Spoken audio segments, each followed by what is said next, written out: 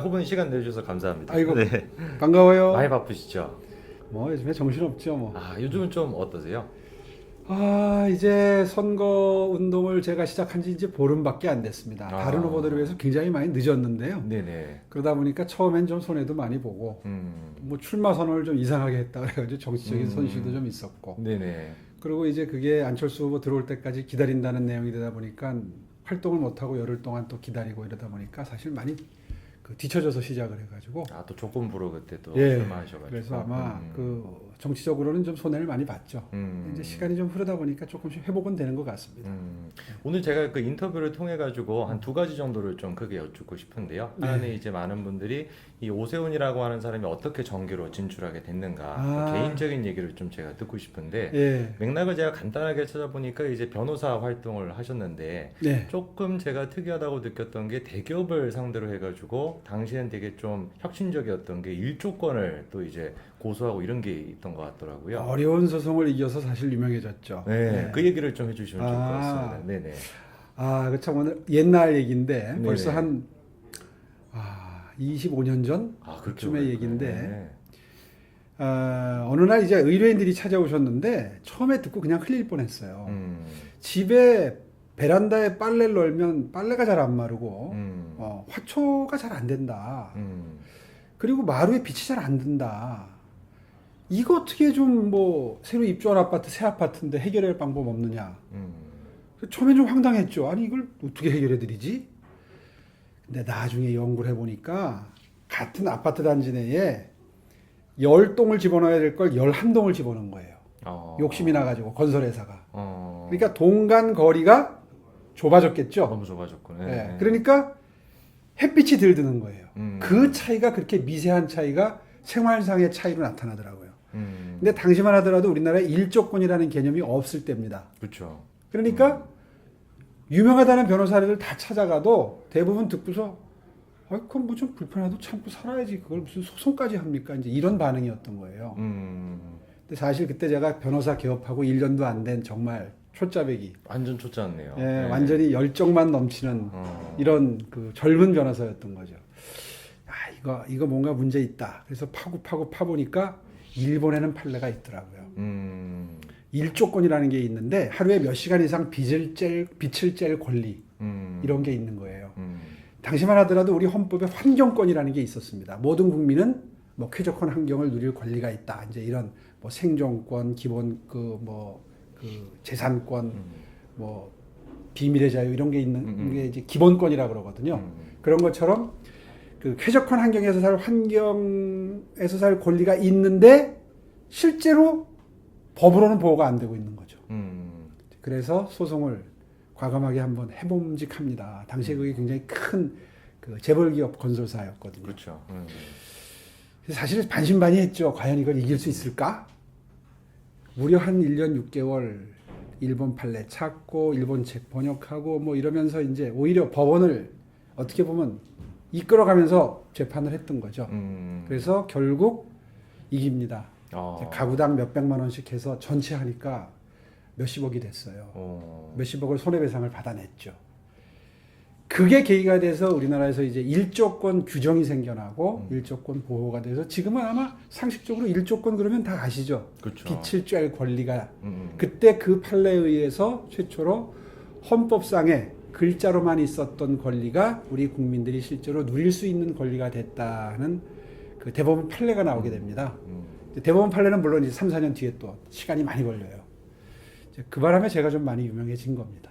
그러면 사실상 그때는 일조권이라는 게 지금은 되게 뭐 평범한 얘기인데, 그렇죠. 되게 그때 희소했던 얘기인데 그게 첫 시작이 그때 이제 후보님부터 시작이 됐던 거예요. 젊은 변호사의 어떤 사명감과 열정이 이제 당사자들과 만나서 뭔가 이제 꽃이 피어난 그런 성공 사례인데, 사실 판례는 그렇게 만들어지는 거거든요. 처음에 만들 때 재판부도 모르고 없으니까 양쪽 변호사도 모르고. 이게 그 법 쪽에 계시는 분들은 아무래도 조금 뭔가 혁신으로부터 좀 멀리 떨어져 있는 느낌이 있는데, 예. 이 후보님의 경우를 좀 보면 일조권 그것도 그렇고, 그리고 이후에 이제 정계에 진출하시고 난 뒤에 국회의원이 되시고 난 다음에 냈던 그 법안도 보니까 제가 굉장히 좀 놀랐던 게 정치 비자금 그거와 관련된 법안을 이제 또 의원님께서 관철을 시키셨더라고요. 예. 근데 그게 이제 여야 뭐 할 거 없이 다 이제 반발이 심했던 법안인데 예. 그것도 어떻게 어떤 계기로 좀 밀어붙이시게 됐는지. 사실 제가 4년 동안 초선 의원하고 이제 정치 그만하겠다고 선언을 합니다. 근데 지금은 그런 사례들이 흔해졌지만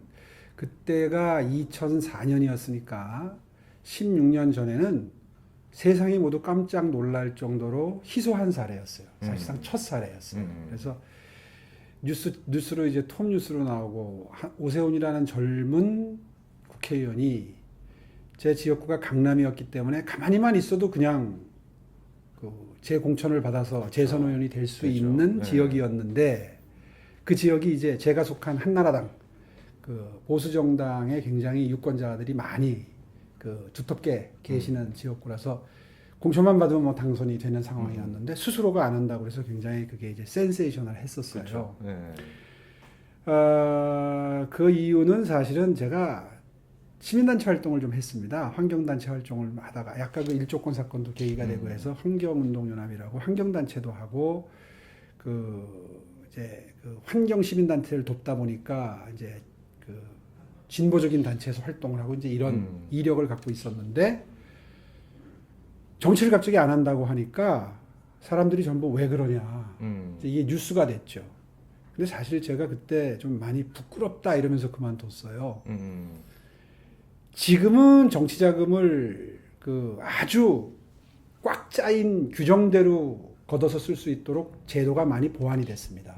그런데 그때만 하더라도 기업인을 많이 알면 많이 알수록 뭐 몇백만 원이든 몇천만 원이든 제한 없이 돈을 걷어서 쓸 수 있던 시절입니다.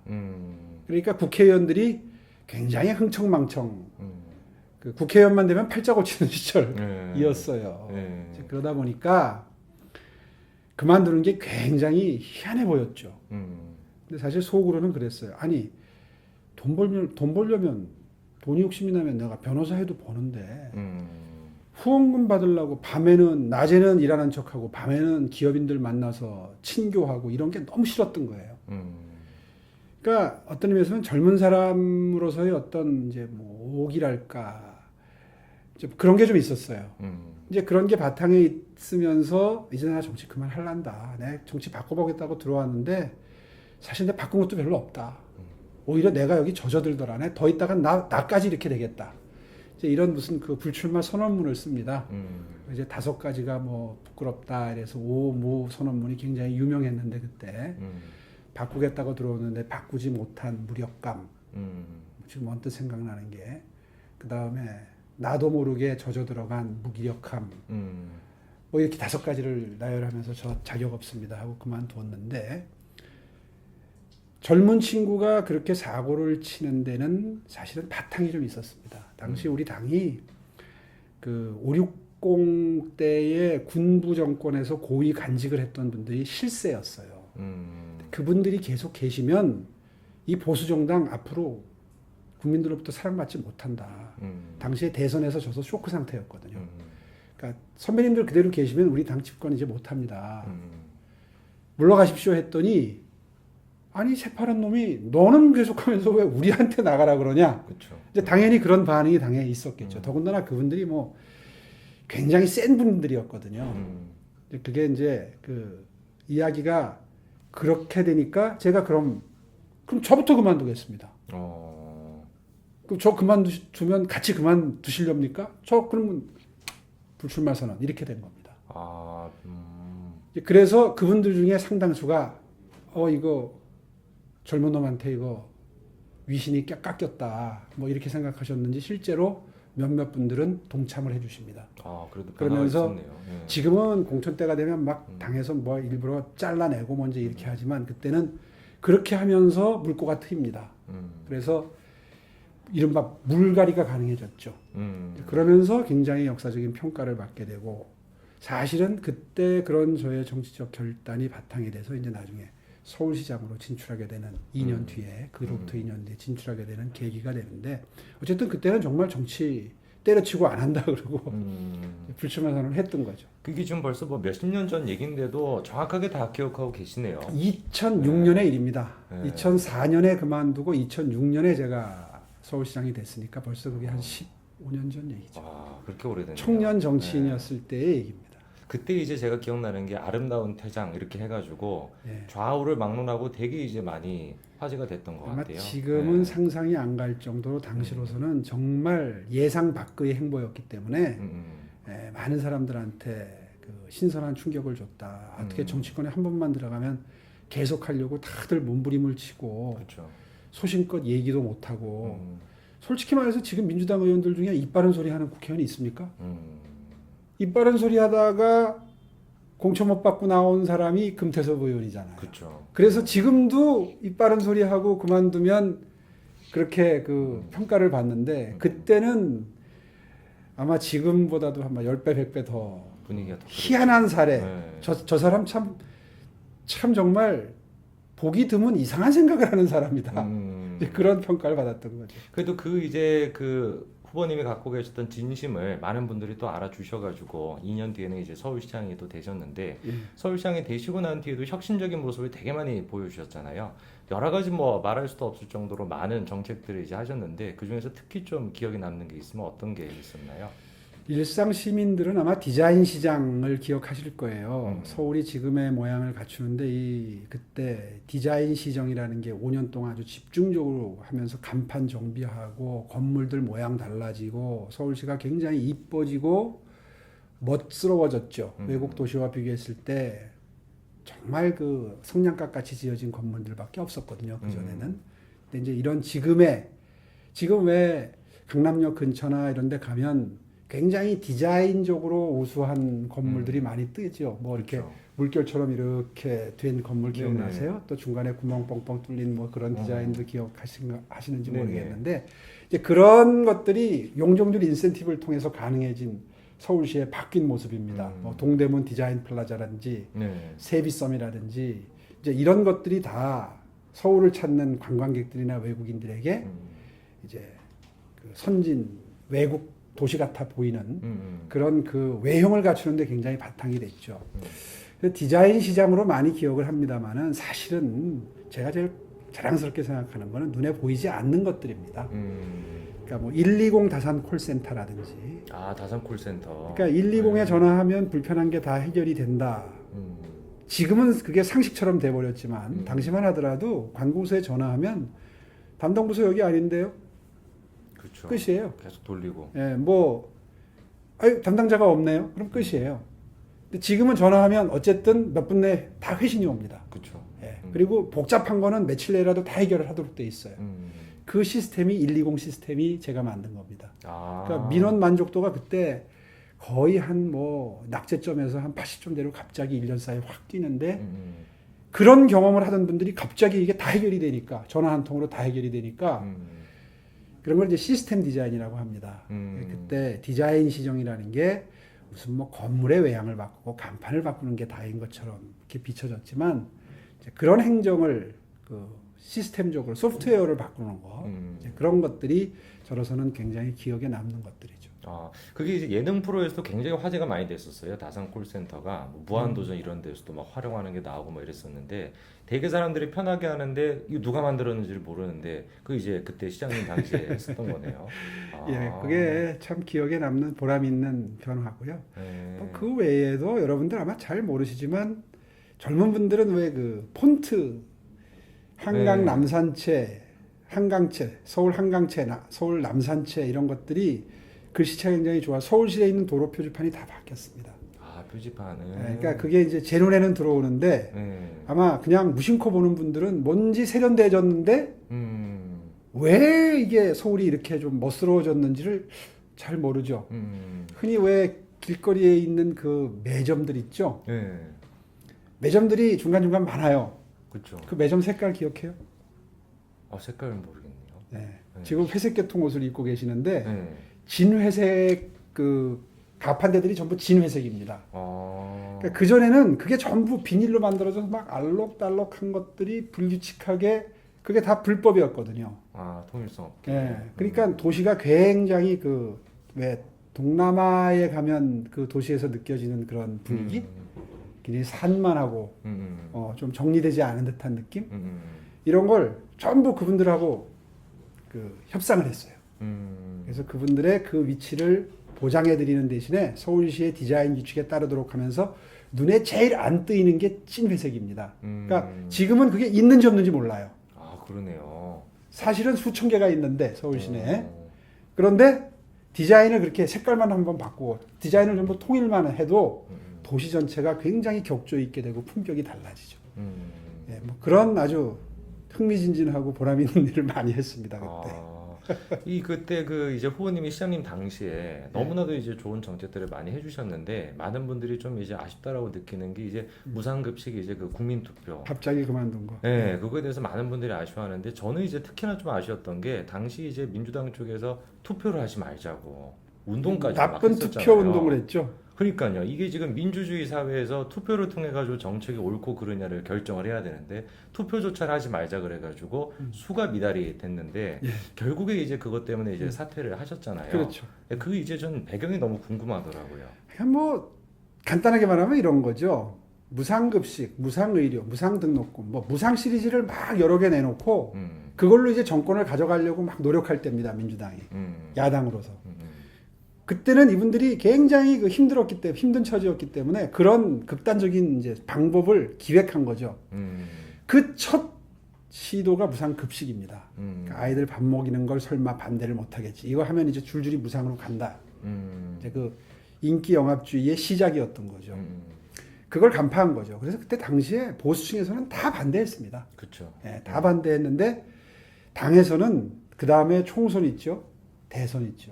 그 대선에서 이긴 분이 이제 박근혜 대통령인데, 그러니까 당에서 반대를 못 하는 거예요. 이게 좌파들의 그 묘수인 거를 눈치는 챘는데 총선 앞두고 반대하면 표 떨어질 것 같고 싸우질 못하는 거예요.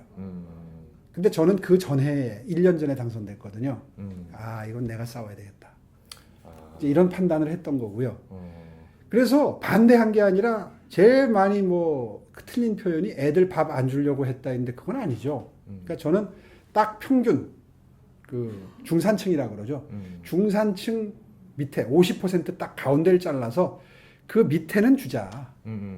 그리고 그 위에 무상급식할 돈이 있으면 그 돈으로 아이들 학습 기자재, 교복, 뭐 방과후 수업 이런 데다가 더 두텁게 어려운 집 자제분들 학습 지원으로 쓰자. 정확히 말하면 그 대결이었던 겁니다. 이거 누가 봐도 사실은 제가 했던 주장을 좌파들이 해오라요. 그렇죠. 그렇잖아요. 가난한 사람들 위해서 정치한다면서요.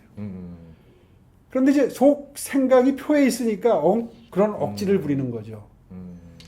근데 이제 시의회가 거의 한 80%가 민주당이 장악하고 있을 때입니다. 시장만 제외하고. 요번에 들어가게 돼도 똑같은 일이 또 벌어질 거예요. 어쨌든 그 시의회에서 죽어도 100%다 줘야 된다는 겁니다. 그래서 이제 시의회에서 충돌이 생겼어요. 근데 제가 그럼 이거 정책 투표니까 투표를 해보면 되겠네. 이럴 때 하라고 주민투표가 있는 거지 정책을 결정할 때 쓰라고 있는 거 아니냐 제안을 했는데 바로 거절당했죠. 압도적으로 다수니까. 그래서 사실 무산됐어요. 근데 이제 뭐 우파 시민단체들이 나서가지고 한 100만 명 가까이 서명을 합니다. 그래서 저는 그걸 지켜야지 될 의무가 생겼죠. 그래서 근데 이제 그때 오해가 뭐 오세훈이 대선 나가려고 저런다 그래서 나 불출마 선언, 대선 불출마 선언하고 그 다음에 제가 자리를 걸 테니까 많이 투표장에 오십시오라고 할 수밖에 없었던 게 지금 말씀하신 것처럼 민주당이 나쁜 투표다. 세상에 정책 투표가 나쁜 투표가 어디 있어요? 찬반을 하면 되는 거지. 그렇죠. 그래서 이 사람들이 자신이 없구나. 이거 개함을 하려면 투표함을 열려면 33.3%만 투표하면 되거든요. 그러니까 그때 계산을 해보니까 한 30% 정도가 투표장에 오실 것 같더라고요. 그래서 이거 3%만 끌어올리면 우리가 이긴다. 그래서 자리를 겁니다. 자리를 걸면 아무래도 좀 이거 1년 전에 저를 지지해 주셨던 분들이 투표장에 나올 확률이 높아지잖아요. 그 계산이 잘못된 거지. 3%가 안 채워진 거네요. 근데 결국은 나쁜 투표해갖고 투표장에 오는 사람들은 제 의견에 동의하는 사람들만 투표장에 오는 이상한 투표가 돼버린 겁니다. 사실 민주화 세력이라는 분들이 할 짓은 아니죠. 그렇죠. 네. 어쨌거나 그래서 그 책임을 지고 제안을 하고 약속을 했으니 어떻게 해요? 약속을 지켜야지. 그래서 시장 자리를 내놓은 게 보수 쪽에서도 욕을 먹고 네. 저쪽에서는 뭐 당연히 뭐 이제 그런 정치적인 샌드위치 신세가 돼버린 거죠. 참 이 우리나라 정치를 보면은 이게 좀 정의가 없는 것 같아요. 책임지는 정치인들은 이런 식으로 뭔가 좀 탄압을 막 받기도 하고 좌우 상관없이. 네.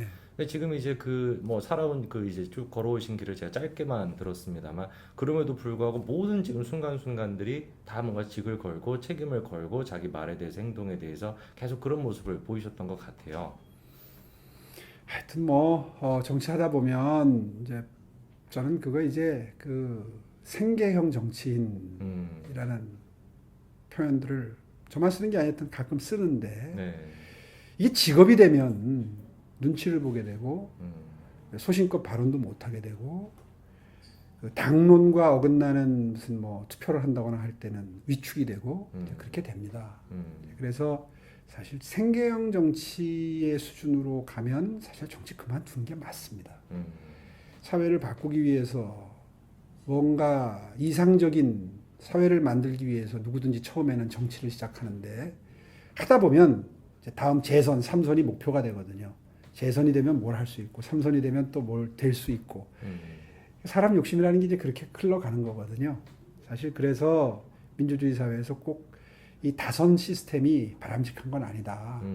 그래서 가끔 이제 뭐 3선 제한을 하자. 실제로 지자체장 같은 경우에는 3선 제한이 있잖아요. 그렇죠. 하여튼 시스템적으로 좀 개선이 될 필요는 저는 있다고 생각합니다. 그때 이제 그 제가 기억하는 것도 무상급식 그 시리즈가 딱 시작이 되고 한마디로 얘기해가지고 저쪽에서 맛을 좀 본 것 같아요. 그래가지고 지금도 계속해가지고 뭐 사실상 보면은 뭐 차기 대권 후보라고 하시는 분들도 다 똑같은 거잖아요. 무상급식의 일환으로. 근데 이제 또 10년이 좀 지나고 난 뒤에 다시 또 서울시장으로 지금 도전을 하시고 계시는데 후보님께서 보시는 서울시장의 모습이나 이런 것들은 특히나 이제 코로나가 또 심각하다 보니까 복지 정책으로 봤었을 때 그런 사람들과 어떤 점에 좀 차이가 있는지가 좀 궁금하거든요. 이런 겁니다. 사실은 복지라고 하는 것은 말이 좋아서 보편적 복지, 사실은 어렵고 힘든 분들, 경제 발전의 과정에서 뒤처진 분들, 소외된 분들, 이분들에게 우선순위가 가야죠. 그게 올바른 사회죠. 사실은 경제 발전시키는 거 정치인들의 제1의 목표가 될 수밖에 없습니다. 사회 전반적으로 다 부가 쌓여가는 것이 거기에서 모든 뭐 의식주가 해결이 돼야 행복도 나오고 하는 거니까요. 그런데 이제 우리나라 정도 경제 발전을 하게 되면 그 다음에 중요해지는 것이 빈부격차 해소입니다. 그게 어쩌면 이 단계에서는 더 중요한 가치일 수도 있어요. 같이 잘 살아야죠. 그래서 제가 이제 뭐 공정과 상생이다 이런 책도 내고 연구소도 경영을 하고 제 책의 주제가 그겁니다. 그게 또 사실은 이른바 중도 우파가 지향하는 가치이기도 하고요. 문재인 정부가 지금 제일 실패한 게 그거 아닙니까? 소득도 격차가 벌어졌고 자산도 격차가 벌어져서 오히려 본인들이 보호하겠다고 하는 어려운 분들의 처지가 더 어려워진. 그래서 이제 다음 서울시장은 비록 1년짜리 시장이고 보궐선거에 당선되는 짧은 임기의 시장이긴 하지만 특히 코로나로 고통받는 분들도 많아졌기 때문에 더 빈부격차가 커졌다. 또 부동산 격차가 더 벌어졌다. 그래서 다음 시장이 해야 될 일은 사실은 이 격차 해소, 이른바 계층 이동 사다리를 복원하는 작업. 이 사람들이 지금 사다리를 다 걷어차 버렸거든요. 그렇죠. 이걸 해결하는 것이 다음 시장, 다음 대통령이 해야 될 가장 가치 있는 일이라서 이 경제 성장과 분배가 같이 간다. 쉽게 얘기하면 이제 그렇게들 얘기를 하죠. 이게 동시에 똑같은 가치로 추구될 수 있는 그런 리더십이 필요하다. 뭐 간단히 얘기하면 그렇게 요약할 수 있겠죠. 이런 식의 지금 복지 정책은 뭐 이재명식이 지금 얘기하고 있는 약간 포퓰리즘과는 완전히 결이 다르네요. 얼마 전에 아주 재밌는 걸 봤어요. 트위터 공간에서 그 그림이 많이 돌아다니더라고요. 한쪽은 그 그림을 보여드리면 참 좋은데 이제 키가 작은 꼬마부터 시작해서 3명이 있는데 똑같은 높이의 받침대를 주니까 받침대 위에 올라가도 역시 똑같아요. 그렇죠. 키 차이가. 그런데 그 옆에는 키가 작을수록 높은 받침대를 주니까 받침대 위에 올라가니까 키가 똑같아졌어요. 그런 두 개의 그림을 그린 걸 아이러니하게도 임종석이 이재명을 공격하면서 그 그림을 썼더라고요. 그렇죠. 네. 그게 바로 기본소득과 안심소득의 차이입니다.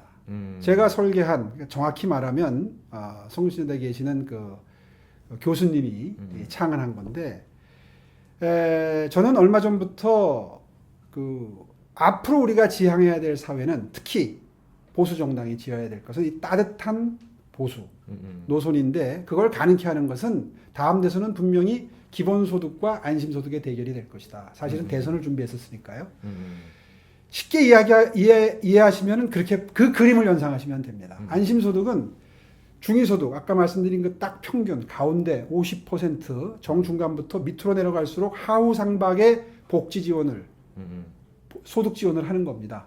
그렇게 되면 아무래도 아까 말씀드린 그 키가 똑같아지는 그런 그 어려운 분들일수록 많은 혜택을 보는 그쵸. 복지 정책이 네. 되는 거죠. 쉽게 얘기하면 우리 정당이 바로 그런 가치를 가지고 승부를 하게 되면 지금 뭐 인기가 굉장히 높은 이재명 지사가 사실은 그런 것 때문에 인기가 좋은 거거든요. 여러분한테 제가 무조건 현금 얼마씩 드리겠습니다. 사실 그거 옳지 않거든요. 드리려면 어려운 분들일수록 더 많은 지원을 해드려야죠. 그렇죠. 예. 자, 앞으로 있을 뭐 이번 서울시장 선거는 좀 다르지만 대선은 저는 그렇게 흘러가야 된다고 생각합니다. 지금 그 성신여대 그 교수님 그 얘기가 지난번 총선에서도 얘기가 좀 많이 나왔었는데 안타깝게도 보수 정당 내에서는 그거를 좀 화제로 이렇게 만드는 그 힘이 좀 약하더라고요. 그 보수층 내에서 오해가 좀 있었죠. 네. 기본소득의 일종이다 이렇게 알려지는 바람에 그렇죠.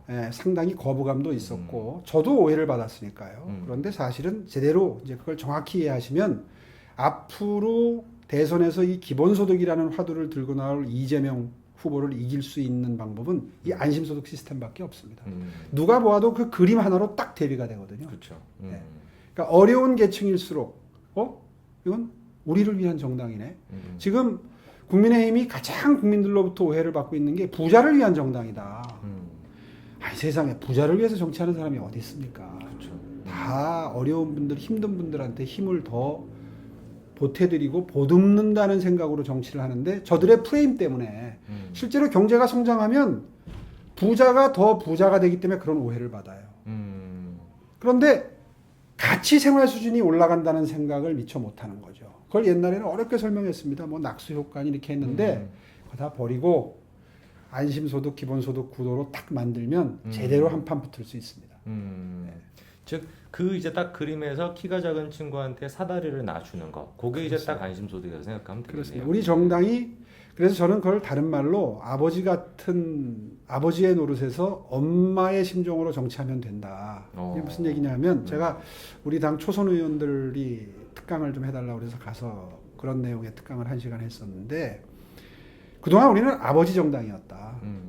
아버지들 나가서 자존심 상하는 거 다 감수해가면서 돈 벌어와요. 건강 상해가면서 술 마시고 그동안 그렇게 해서 직장 생활 했잖아요. 어머니는 이제 안에서 아이들 보듬고. 그런데 아이들은 점점 아버지한테는 마음이 멀어져 갑니다. 아유, 우리 아버지는 맨날 밤늦게 술이나 먹고 들어오고 나는 안 챙겨주는 아버지.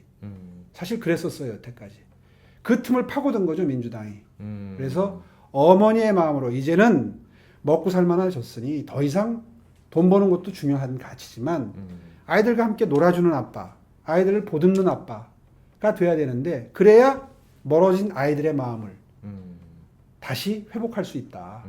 그런 의미에서 이제는 계속해서 아버지처럼 국민소득 3만 달러에서 이제 5만 달러, 6만 달러가 돼야 된다. 이런 정당이 아니라 조금 천천히 가더라도 다 같이 함께 갈 수 있는 가치를 전면에 내세우고 국민들로부터 다시 사랑을 받아올 수 있어야 우리가 비로소 집권할 수 있고 좌파들의 저런 그 무능하고 그리고 폭주하는 잘못 가는 정치를 막아낼 수 있지 않겠느냐. 이제 그런 내용의 강의를 작년 여름에 해서 굉장히 초선 의원들부터 좋은 반응을 얻었었는데요. 이게 이제 뭐 강성 보수 노선이냐 무슨 뭐 중도 우파 노선이냐 이렇게 얘기하면 굉장히 무슨 이념 논쟁 같지만 사실은 집권 전략입니다. 그렇죠. 어떻게 집권할 겁니까? 우리로부터 마음이 떠나간 국민들의 마음을 어떻게 다시 가져올 겁니까?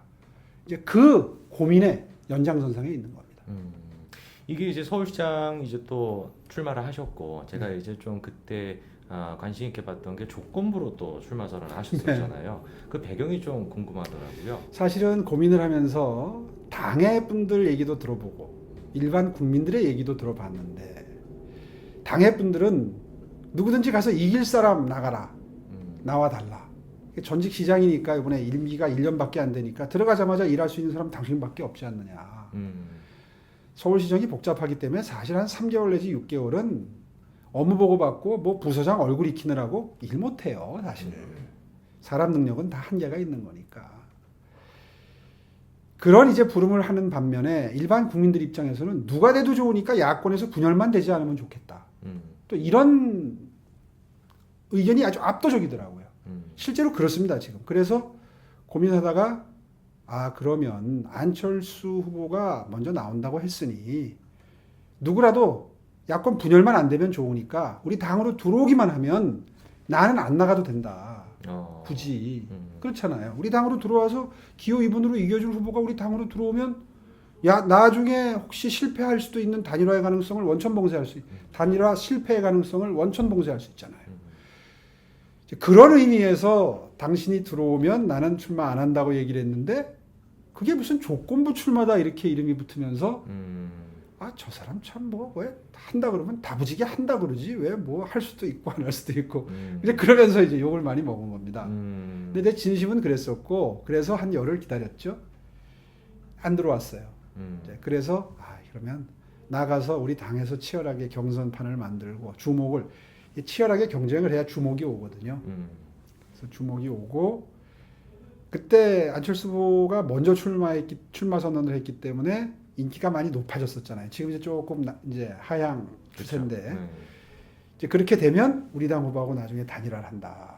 이제 이렇게 원래 우리 당에서 생각했던 구도대로 지금 가고 있는 거죠. 그럼 조건부 출마라는 말 자체가 약간 좀 웃긴 말이었네요. 그러니까 한 줄로 제목을 뽑다 보니까 조건부 출마 혹은 조건부 불출마가 돼 버렸는데 사실 제 뜻은 야권 분열의 가능성을 원천 봉쇄하는 기다림의 기간을 열흘 드린 겁니다. 안철수 후보께 열흘 내에 들어오시면 저는 굳이 안 나가고 당신이 들어와서 경선에서 그때 이제 나경원 후보가 나온다고 했으니까 나경원 후보랑 경선에서 누가 되든 그 사람이 기호 2번으로 출마하면 야권 단일화는 되는 거 아니냐. 지금 우리 걱정하잖아요, 다. 이게 끝내 단일화가 무산됐을 때 어떻게 할 거냐. 사실 지금도 고민이잖아요. 그렇죠. 이제 그런 충격이었는데 뭐 기존의 정치 문법에 안 맞다 보니까 그분도 참 여러 가지 자꾸 재시는 것 같은데 본인은 어떻게든 지금의 지지율을 유지해서 끝내 본인이 후보가 이제 되고자 하는 그런 그 정치적인 야심이 왜 없겠습니까? 이해는 가요. 후보님, 그럼 마지막으로 제가 이제 궁금한 게 이제 국민의힘 쪽에서는 예비 경선도 끝나서 네. 4명으로 이제 압축이 되어 있는 상태고 본선을 또 이제 앞두고 계시는 상태인데 언론 보도가 된 거를 제가 이제 보니까 이번 이제 예비 경선에서는 나경원 후보 쪽에서 이제 1위가 됐다 이렇게 이제 나와 있고 이제 후보님께서 2위 이렇게 이제 되어 있는데 본선 준비나 이런 거는 좀 어떤 식으로 좀 생각을 하고 계시나요? 사실은 이제 1차 지금 지난번에 그 순위가 1, 2, 3, 4위가 결정이 되고 4명이 결정된 예선에서는 당내 의견 반영 비율이 20%고 일반 시민 여론조사 비율이 80%였죠. 네. 이걸 합산한 게 이제 나경원 후보가 1위를 한 거고 제가 1위를 한 부분은 당 바깥에 일반인 여론조사에서는 제가 1위를 했죠. 예. 근데 이제 남아 있는 건 100% 시민 여론조사입니다. 결승전은. 네. 그러니까 이제 저는 사실상 제가 가능성이 높다고 생각을 하고 있는 거고 나경원 후보는 합산해서 본인이 1위니까 1위다 이제 이렇게 주장을 하는 건데 판단은 뭐 유권자분들이 하실 일이고요. 이제 그것도 이제 아주 치열한 정책 토론이 남아 있죠. 다음 주부터 시작되는 1대1 토론, 뭐 다자 토론 이런 게 뭐 또 방송사에서 하는 토론 해가지고 토론이 그럭저럭 한 지금 확정된 것만 6번입니다. 맞네요. 아마 더 늘어날 겁니다. 이제 그 과정을 거치면서 조금 이제 판단이 서시겠죠. 아무래도 정책이 누가 밝은가, 들어가면 누가 더 빨리 실행할 수 있는가. 이게 1년 시장이기 때문에 아마 들어가서 일 배우면서 하기에는 좀 버겁다 이런 것도 아마 가만히 되실 거고요. 저는 뭐 별로 불리하지는 않다고 생각합니다. 네, 혹시 마지막으로 그 박영선 후보에 대해서는 좀 어떻게 보시나요?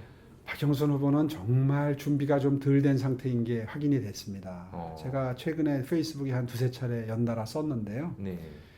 주택 공약만 해도 그렇습니다. 처음에 나오자마자 1호 공약이 서울에 30만 호를 공급하는데 토지 임대부 분양을 하겠다는 거예요.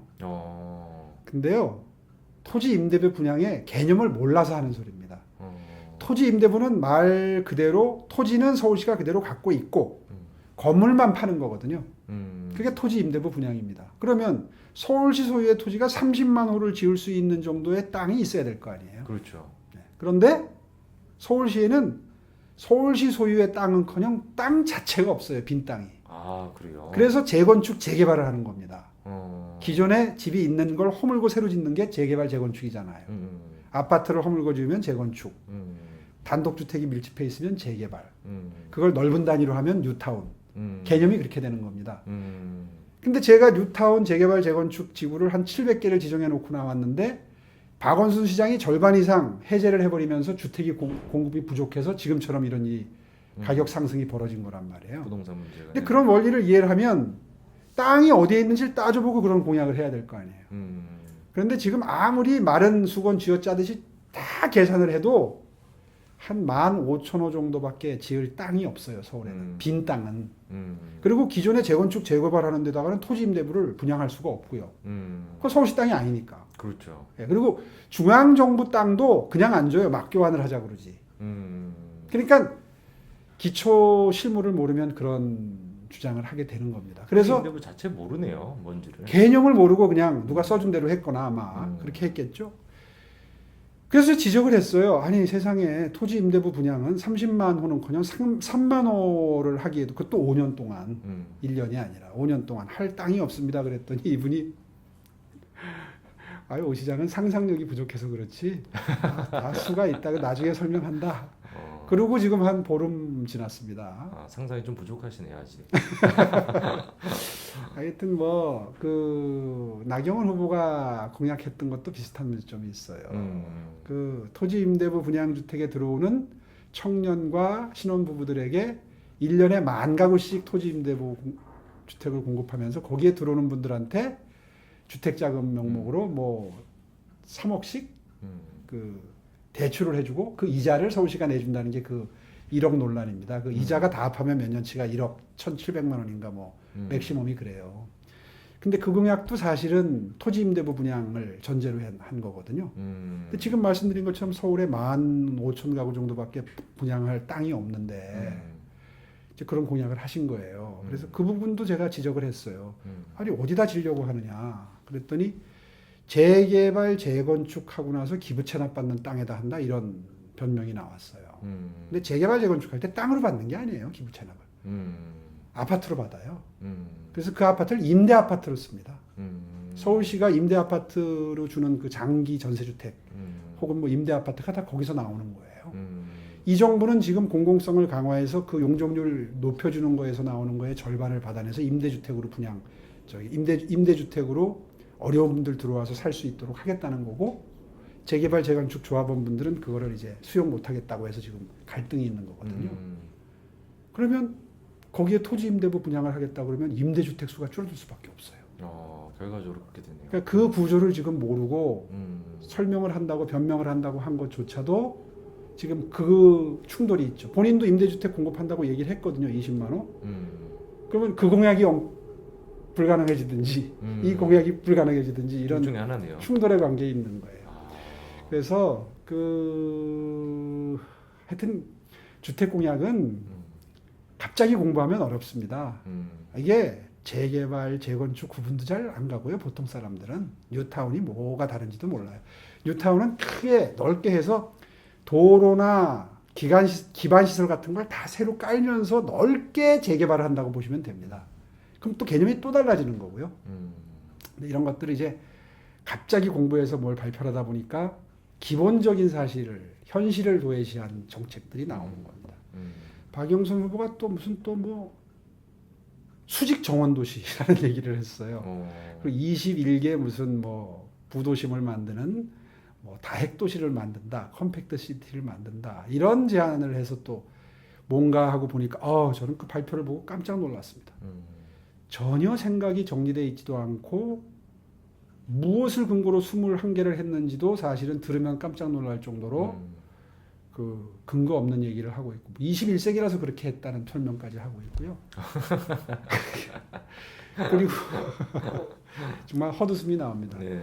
그리고 이제 거기서 뭘 하겠다는 내용도 사실은 몇몇 그 실험적인 건축가들이 얘기했던 것들을 바탕으로 해서 과감하게 채택을 해서 이제 한 30년 뒤, 50년 뒤에 가능한 도시의 모양을 얘기를 하고 있어요. 그러니까 뭐 글쎄요, 미래 비전을 그린다는 점에서야 뭐 나쁠 건 없지만 당장 1년짜리 임기의 시장이 그런 식의 접근을 한다는 건 사실은 시민들께는 굉장히 결례죠. 당장 들어가서 시행할 수 있는 방법을 내놔야죠. 아마 앞으로 박영선 후보하고 토론하면 볼만할 겁니다. 이게 이제 주택 문제 이런 것들은 아무래도 실제 이제 서울시장직을 해보고 이래야지 자세하게 이제 행정에 어떻게 들어가는지 알아야지 할 수 있는 건데 그게 이제 또 맥락이 없으시다 보니까 상상으로만 그냥 얘기하시는 것 같아요, 박영수 후보 쪽에서는. 그러니까 이제 이게 그 전문가들이라는 게 그 교수님들이나 이제 건축가들 아니겠어요. 근데 그분들은 그 미래를 그리는 분들입니다. 그러니까 그런 분들이 얘기를 할 때 뭐가 어디까지가 실현 가능하고 어디까지가 이게 현실적으로 또 재원을 바탕으로 해서 가능한지를 판단하는 건 식견이고 경륜입니다. 그러니까 자기 판단 기준이 없으면 쉽게 넘어가죠. 그리고 그 고생은 공무원들이 하고 손해는 시민들이 보는 겁니다. 그렇죠. 세금 낭비가 되고 또 하니까. 네. 후보님 마지막으로 혹시 그 시청하시는 분들한테 해주시고 싶은 말씀 있으면 듣고 마무리하겠습니다. 네. 예, 송재준 TV 시청자 여러분 반갑습니다. 오세훈입니다. 제가 많이 부족합니다. 그동안 실수도 많았고 또 심려를 끼쳐드린 부분도 많은데요. 이번 선거는 임기 1년에 그리고 아마 실질적으로 일할 수 있는 기간은 한 6개월에서 8, 9개월 정도 사실상 그밖에 되지 않습니다. 그래서 나섰습니다. 아마 들어가서 가장 먼저 해야 될 일이 코로나로 고통을 겪고 있는 분들 어떻게 빨리 행정적으로 최대한 배려해드리고 보듬느냐 하는 문제일 것 같은데 그런 공약을 누가 가장 알차게 하느냐를 보고 선택해 주시면 저는 가장 바람직한 선택 기준이 아닌가 그렇게 생각합니다. 그동안 제가 중간에 사퇴를 해서 느꼈던 서울 시민들께 느끼는 자책감 들어가서 일로 승화시켜서 보답드릴 수 있도록 기회를 꼭 주실 것을 부탁드리겠습니다. 열심히 하겠습니다. 네, 감사합니다, 본디. 예, 네. 고맙습니다. 네.